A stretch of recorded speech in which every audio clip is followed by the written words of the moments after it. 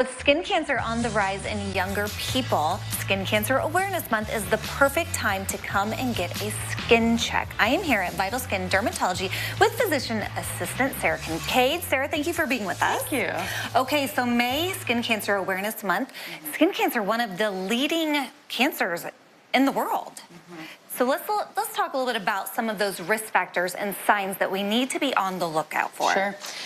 So, there's different pieces to this. The first would be prevention, right? Making sure that you're wearing your sunscreen and that you're reapplying. We want sunscreen to be reapplied every hour to hour and a half if you're out in the direct sun or if you're in water.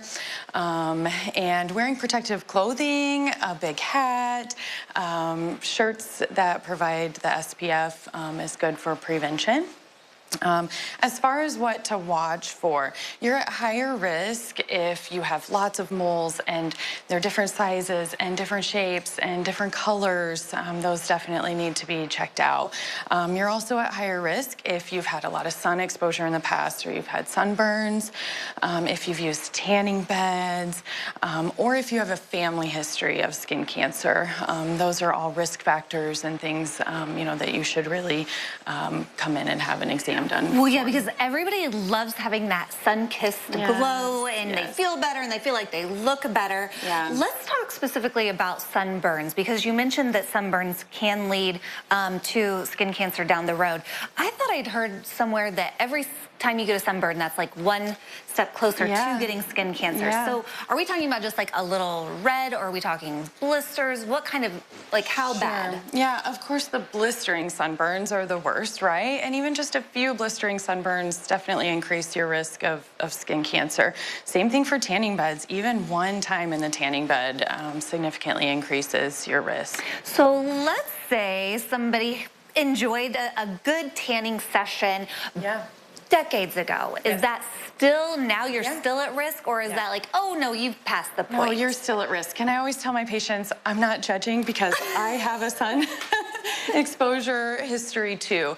But it's really important that you come in and get checked out and get those skin exams done. We don't want to take away all your summer fun. We just want to help you find ways to do it safely. Okay, you actually have a personal connection to melanoma and skin cancer. Yeah, my grandmother was diagnosed with melanoma early on in my career, and we realized firsthand how devastating that diagnosis is for patients and their families. After she had surgery to get it removed, we were really lucky that it had not spread, but I realized that that was just a huge opportunity for me to help people and teach them how to reduce their risk. Yeah, my mom and my dad both had skin cancer removed from their face. Is the face the most common spot for skin cancer? It's definitely a common spot. I mean, the more sun exposed areas, right? Yeah. So face for everybody. Women, the chest, the legs get more sun. Men, arms and back, those areas get more sun. But it's those more sun exposed areas that we worry the most about. Let's talk what a skin check actually looks like. Because I think some people may be a little nervous about getting looked over, maybe. How invasive is it? What does it look like? I mean, that's sort of up to you. I like to say the more I can see, the better an exam I can provide, right? But if you're not comfortable with that, that is okay. You can choose, what you want to leave on, what you don't. I have patients who just do upper body, and we look at the more sun-exposed areas.